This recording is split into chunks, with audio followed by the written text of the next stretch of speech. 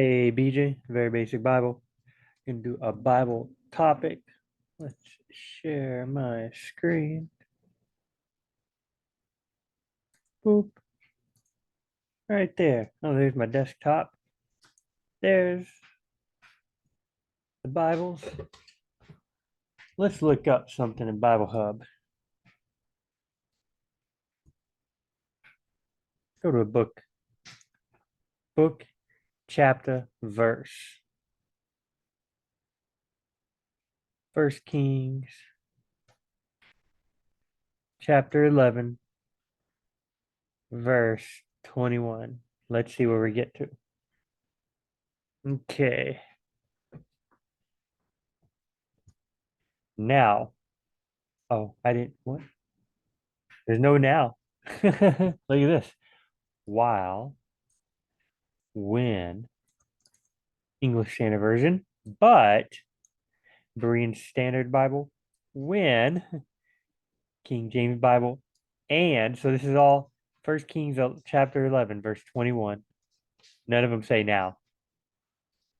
New King James. So, New American Standard Bible, but NASB 95 and 97. So, but, yeah. I don't know why I said now. Okay, we'll just read the top one then. Good old NIV. While he was in Egypt, Hadad heard that David rested with his ancestors, and that Joab, the commander of the army, was also dead. So while he was in Egypt, Hadad heard that David rested. So is the he Hadad? Can't really be sure. While Hadad was in Egypt, he heard, could we say it that way? While Hadad was in Egypt, Hadad heard that David, I'm not sure. While he could be somebody else. This is 11:21. Verse 11:20 and verse say, let's say 11:18, 19, and 20. Like we'll say King Solomon was David's son. So we got David right here. So we'll say Solomon was doing this and that. Solomon went here and there. Solomon made a visit to Egypt. While he was in Egypt, Hadad heard that David rested with his ancestors. It could have been talking about Solomon and Hadad. It could have been like, so then Hadad did this, Solomon did that. Hadad, Solomon, Hadad.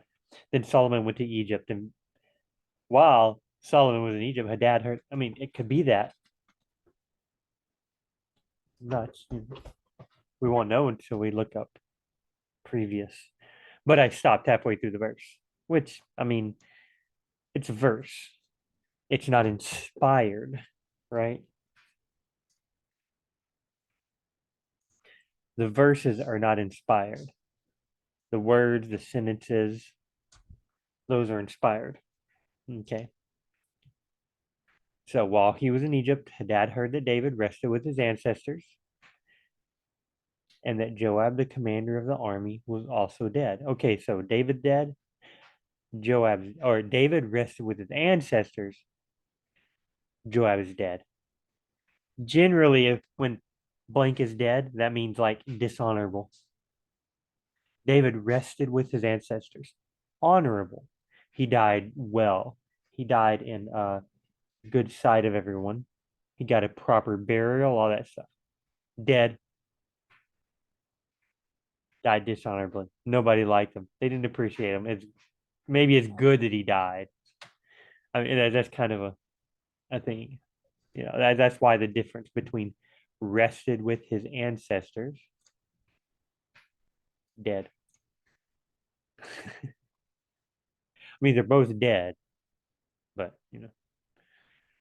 Then Hadad said to Pharaoh, "Let me go, that I may return to my own country." Pharaoh is essentially the ruler of Egypt. Pharaoh is the ruler of Egypt. While he was in Egypt, wait. Hadad said to Pharaoh, so is Hadad in Egypt? While he was in Egypt, He said to Pharaoh, could we say it that way? Not necessarily yet. Maybe Pharaoh was somewhere else. Maybe he wasn't in Egypt. Maybe he was. It's like BJ, you're straining at credulity. You think, okay, look at, let me go that I may return to my own country. So he's returning from one country to another country. What was Hadad's country? We don't know. Nobody's told us. Excuse me. Um, was it Israel where David lived? I mean, David and Joab was the commander of Israel's army. David's the king. So and Hadad's like, okay, good. They're gone. I'm gonna return to my own country. Does that mean it's Israel? Seems that way, but probably not. Oh, look, 11:21, right? You look over here, context. Hadad's return. There's 11:20, 11:21, 11:22. So we could cheat a little bit. See if that answers any of these questions. Okay. Maybe Hadad is in Egypt. What if Pharaoh would go to other places? So maybe he's like, hey, Pharaoh, let me go that I may return to my own country. And they're in Aram. There's another country. Let's say Pharaoh's over in Aram because his army's attacking and Pharaoh's over there and he's setting stuff up. Now, Pharaoh has taken over Aram. Aram. Okay. That's a country in the Bible, Aram. Okay, Aram. So Hadad is in Aram and he wants to go back to his own country. But now Pharaoh's taken over Aram. So Hadad goes to Pharaoh, who's now the de facto leader. I mean, leaders in the Bible always taking over other countries. It's a pretty common thing. So Hadad goes to Pharaoh and says, hey, people in my country are dead. Or these people in Israel are dead. Let me go back to my own country. Could be. Maybe, hey BJ, you're making this more difficult. Not necessarily. Stuff like this happened in the Bible. Pretty normal. Um, but generally in the Bible, the king represented the country he was from. If he took over other places, he still represented his country. The other places, a lot of times, generally held their identity. If Egypt did take over Aram would remain Aram. It would just be in charge of by Pharaoh would just be in charge of it. Egypt would be in charge of it. They would levy taxes against it. If people, so Aram has to now pay taxes. They would take a lot of the people in exile, but they would leave some people, and they would take some Egyptians and send them to Aram. This actually happened. Stuff like that is what would happen. They would set up their own government leaders, either from Egypt or they would say, hey, you Aramean, you're going to be the king. Usually like the brother of the king or the cousin of the king or something. They make them. So in other words, Egypt would call the shots for Aram. Now this happened with places. Egypt took over, I think it was Israel. Yeah, that happened. Well, then Nebuchadnezzar came down and took over. And it's like Egypt just kind of disappears. Now Nebuchadnezzar's taken over Israel. This happens to Israel several times from several different people, Israel and Judah. Um, but we're not getting very far in our verse, and I'm not looking up very much. So just coming out of my knowledge that I have in my head. So what about very basic Bible reading? Let's go look at the context. See if we can answer some of the questions. And the sister of Tapenes, Tapenes bore Hadad a son named Genubath. Genubath. So the sister of Tapenes. So Hadad had a baby with Tapenes' sister. Okay, cool. Tapenes herself weaned him. Oh, Tapenes was a girl. Oh, Tapenes was the midwife. Took care of the baby in Pharaoh's palace. Tapenes weaned the baby So Genebath. Tapanhes weaned Genebath in Pharaoh's palace. Genebath lived there among the sons of Pharaoh.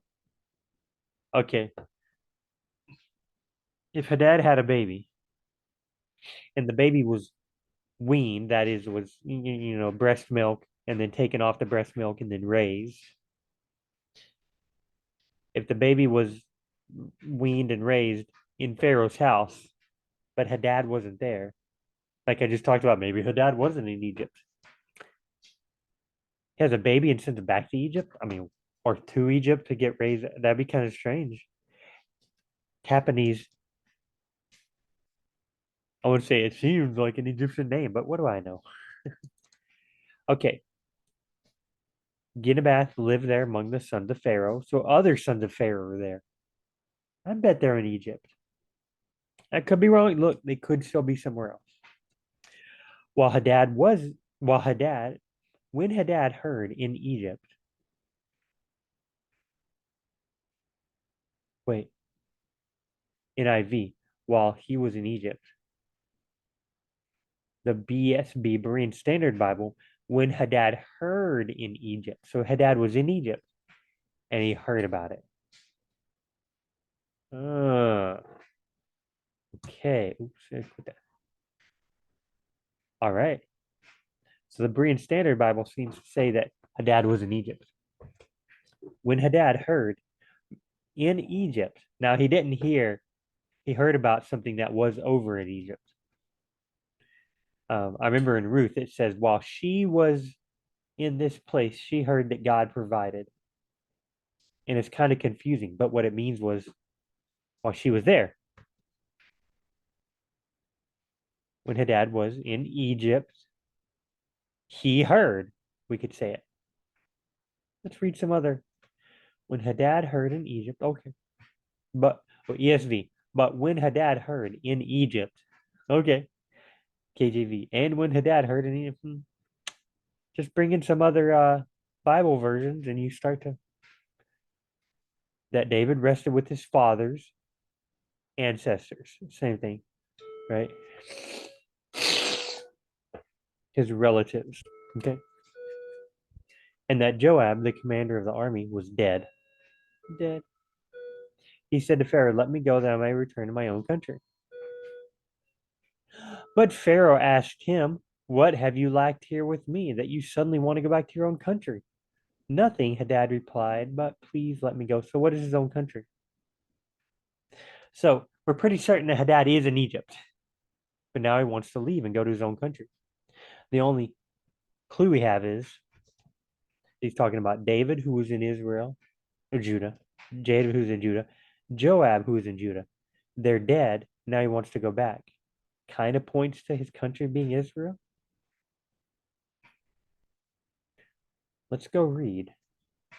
I'm going to hit parallel chapters. I'm not sure if it'll take me to First Kings chapter 11 because the Bible Hub website's kind of strange. But let's try. Hey, First Kings 11. Okay. What was it? 21? 22. Oh, 21. But when Hadad heard any, okay. We're going to go, okay, what versions of the Bible? NIV, ESV, NESB, KJB, HCSB. Okay. Let's go a little higher.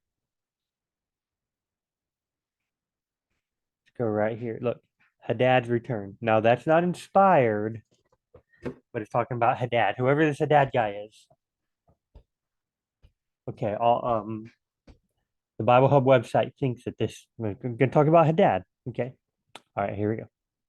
Now then the Lord raised up an adversary to Solomon, Hadad the Edomite. He was of the royal line of Edom, in Edom. KJV. He was of the king's seed in Edom. Holman Christian Standard Bible. He was of the royal family in Edom. He could be king, you know. So Hadad was an Edomite, and he was in the royal line of Edom. Maybe his own country is Edom. I mean, he could have moved from Edom and made somewhere else his own country. But it most likely, if that was the case, if he like said, I'm gonna make my own country this other place, it probably wouldn't tell us he was a royal line in Edom because he's by moving, if he was in the royal line, but then he moved to somewhere else and became a citizen of there and identified with that other country, he's essentially given up his royal lineage. He's been like, nope, I'm not doing that. Now they could come back, and say, no, no, he is. Let's make him king. That could be circumcised, but essentially he's given it up. They probably wouldn't say that here, you know. For it came about when David was in Edom, and Joab, the commander of the army, had gone up to bury the slain and had struck down every male in Edom. I looked at my phone for a second because I made it and then I got confused. So it came about when David was in Edom, and Joab, the commander of the army, had gone up to bury the slain and had struck down. So Joab buried the slain. Joab struck down every male in Edom. For Joab and all Israel stayed there 6 months until he had cut off every male in Edom. So I guess David and Joab went to Edom and starts killing all the Edomite babies. Cutting off all the males because you don't got males, you don't got heirs to the throne. Edom gonna go away. That Hadad fled to Egypt, he and certain Edomites of his father's servants. I almost said families of his father's servants with him while Hadad was a young boy. So Hadad was like, "Hey, they're killing. I'm out of here. I am leaving." He leaves Edom, flees to Egypt. They rose from Midian and came to Paran, they being most likely Hadad and the Edomites. They rose from Midian and came to Paran, and they took with them from Paran and they took men with them from Paran and came to Egypt. So the Edomites and they got people at Paran. Paran was maybe a city, maybe an area, a territory. I don't think it was a country. It was a place with some people, with some men. They took men with them from Paran and came to Egypt, to Pharaoh, king of Egypt, who gave him a house and assigned him food and gave him land. Ah, Egypt. A guy from the royal line of Edom is like, hey, Pharaoh, here I am. Pharaoh's like, come on in. Here's a house. Here's some food. Pharaoh essentially probably feels like he has control of Edom now. Pharaoh's trying to make good with another country, right? That's my assumption. Pharaoh's trying to play politics. Hey, I'll take care of you. Then later, hey, I took care of you. You got to take care of me. Maybe it was Pharaoh thinking. Now Hadad found great favor before Pharaoh, so that he gave him in marriage the sister of his own wife, the sister of Taphanes, the queen. Oh, so Taphanes is Pharaoh's wife. Taphanes' sister is, I guess, Pharaoh's sister-in-law. So now Edomite Hadad has married somebody close to the royal line of Egypt.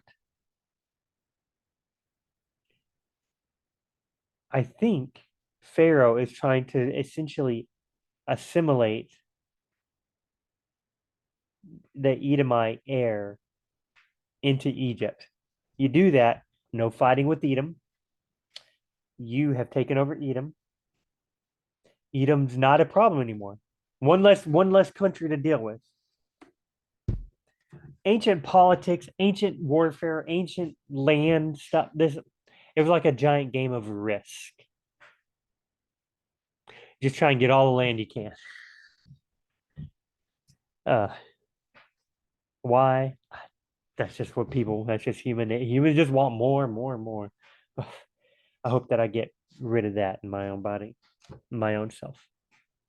Get more sanctified. My camera. Um, yeah. So like, hey, Edom doesn't exist anymore. In fact, Edom is with us. Then Pharaoh could probably take over the land of Edom, and it would then be Egypt. Maybe, I'm not sure. Or Pharaoh would just be like I was talking about earlier, in charge of Edom now. The sister of Taphanes bore his son Genubath. Bore his son Gen. That's kind of hard. Kind of a strange way to say it. The sister of Taphanes bore Hadad's son Genubath. That the his must be referring to Hadad, because the sister of Taphanes is Hadad. Hadad found great favor before Pharaoh, so that Pharaoh gave Hadad in marriage the sister of Pharaoh's own wife, the sister of Queen Taphanes. The sister of Taphanes bore Hadad's son, Genubath. All the he, him, his, like, it gets difficult sometimes, right? Now Hadad found great favor before Pharaoh, so that he gave Hadad in marriage the sister of his own wife, the sister. So if we'd just put Hadad right there, it's so much easier. The sister Taphanes bore Hadad's son Genubath. I mean, it would, but in Hebrew, they probably have different ways of emphasizing stuff, so that you don't need. So you can say he, him, his, her. Just without giving names. Probably the way Hebrew works, and it was fine for them. Translated into English, very difficult. All right. And Genubath was in Pharaoh's house among the sons of Pharaoh, so they were in Egypt. We know that now because Hadad fled to Egypt. And it hasn't told us that then Pharaoh went somewhere else. Okay. All right. But when Hadad heard in Egypt that David slept with his father and that Joab, the commander of the army, was dead, that's what. Okay, I get it now. Hadad's an Edomite.